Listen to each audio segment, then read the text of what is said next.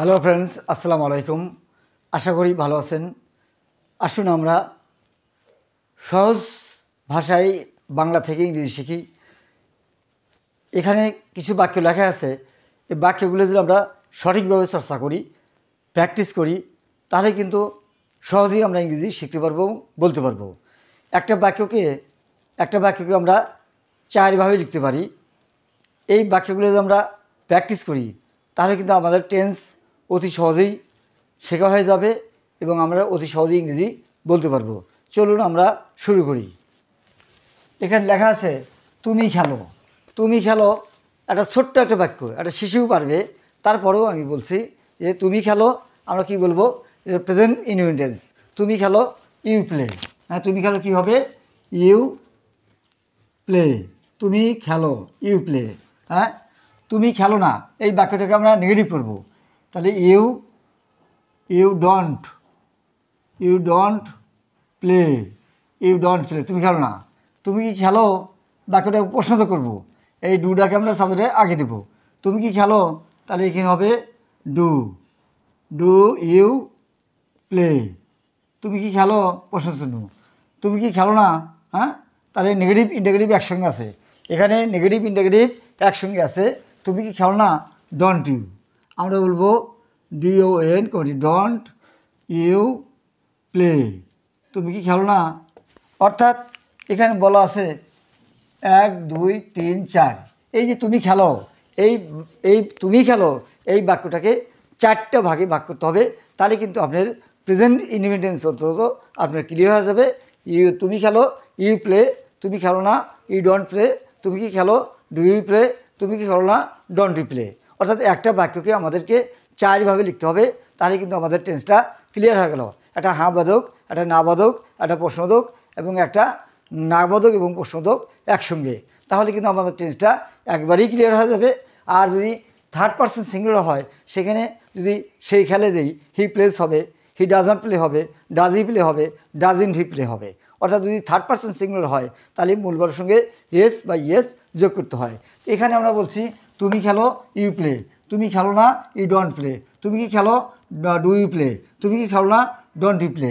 আবার সেই খেলে, আমরা সেই খেলা, হি হলো থার্ড পারসন। তাহলে আমরা দেবো কি, হি প্লেস। হি লিখবো প্লে, PLAY এর এস যোগ করলাম, হি প্লেস। সেই খেলায় হি প্লেস। যেহেতু বাক্যটা কর্তা হলো থার্ড পারসন সিঙ্গুলার নাম্বার, সেই জন্য এই প্লের সঙ্গে এস যোগ করছি। সেই খেলায় হি প্লেস। সেই খেলে না, তাহলে বাক্যটা নেগেটিভ। তাহলে কি বলবো? যেহেতু প্রেজেন্ট ইনডিফিনিটকে আমরা নেগেটিভ করি, তার সাবজেক্টের পরে ডু নট অথবা ডাজ নট দিতে হয়। যেহেতু হি হলো থার্ড পারসন সিঙ্গুলার, আমি দেবো does not. He does not play. সে খেলে না। সে কি খেলে, বাক্যটা প্রশ্নবোধক। বাক্যটা যদি প্রশ্ন হয়, ডু ডাজকে সাবজেক্টের আগে লিখতে হয়। তাহলে আমরা দেব does he play. Does he play. সে কি খেলে। আবার সে কি খেলে না, নেগেটিভ ইন্টিগ্রেটিভ একসঙ্গে আছে। নেগেটিভ ইন্টিগ্রেটিভ একসঙ্গে আছে, অর্থাৎ এই ভাবটাকে নেগেটিভ ইন্টিগ্রেটিভ করতে হবে। সে কি খেলে না, তাহলে আমরা বলবো doesn't he play. Doesn't he play. অর্থাৎ এই একটা বাক্য, সেই খেলা থেকে 4টা বাক্য লিখছি। যে হি প্লেস, সে খেলে না, হি ডাজ নট প্লে। সে কি খেলে, ডাজ হি প্লে। সে কি খেলে না, ডাজেন্ট প্লে। এই 4টা বাক্য, এই বাক্যগুলো যদি প্র্যাকটিস করেন ভালো করে, আশা করি যে আজকে থেকে আপনাদের টেন্সের, বিশেষ করে প্রেজেন্ট ইনডিফিনিট টেন্স অত্যন্ত গুরুত্বপূর্ণ। এখানে আর আপনার কোনো দুর্বলতা থাকবে না। আশা করি আপনারা এইভাবে যদি চর্চা করেন, তাহলে কিন্তু একদিনই কিন্তু আমাদের প্রেজেন্ট ইনডিফিনিট টেন্স অন্তত শেখা শেষ হয়ে যাবে আশা করি। এখন দেখেন, আমি জানি, আই নো। এটা শিশুও পারবে, এটা ঠিক আছে। আই নো, আমি জানি। আমি কি লিখবো, আই নো। আমি জানি, আমি জানি। আমি জানি না, তাহলে নেগেটিভ। যেহেতু আইয়ের সঙ্গে আমরা ডু নট দেবো। হি থাকতো, হি ডাজন্ট হতো, কিন্তু আই আছে, আই ডোন্ট হবে। হ্যাঁ, আমি জানি না, আই ডোন্ট নো।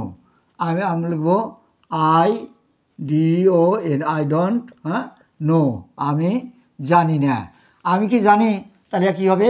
এই ডুটাকে সাবজেক্টের আগে আনতে হবে। Do I know. বাকিটা প্রশ্নবোধক, ডু আই নো।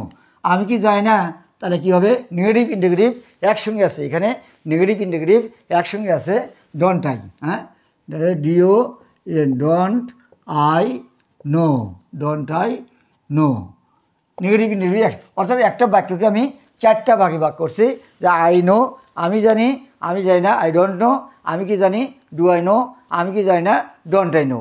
অর্থাৎ এই বাক্যগুলি প্র্যাকটিস করেন আজকের থেকেই, এখন থেকেই আপনাদের প্রেজেন্ট টেন্স, অন্তত প্রেজেন্ট ইন্ডিপেন্ডেন্ট টেন্স বা সিম্পল প্রেজেন্ট টেন্স একেবারেই ক্লিয়ার হয়ে যাবে। আশা করি আপনারা ভালো করে প্র্যাকটিস করবেন, আমার কথাগুলো শুনবেন। তারপর লেখা আছে সে লিখতে পারে, এখানে একটা মডেল দেওয়া আছে, মডেল হলো ক্যান কুড, এলো মডেল। আর সে লিখতে পারে, আমরা বলবো সে লিখতে পারে, তাহলে হি ক্যান, ক্যান মানে পারা, he can write, he can write. তারপরে সে কি লিখতে পারে, এই ক্যানটা সাবজেক্টের আগে আনতে হবে, এই ক্যানটা সাবজেক্টের আগে আনতে হবে, can, can he write, can he write প্রশ্ন চিহ্ন। সে লিখতে পারে না, সেই ক্যানের পরে নট দিতে হবে, সে লিখতে পারে না, he can't, he can't write, he can't write. সে কি লিখতে পারে, সে কি লিখতে পারে, ক্যান হি রাইট।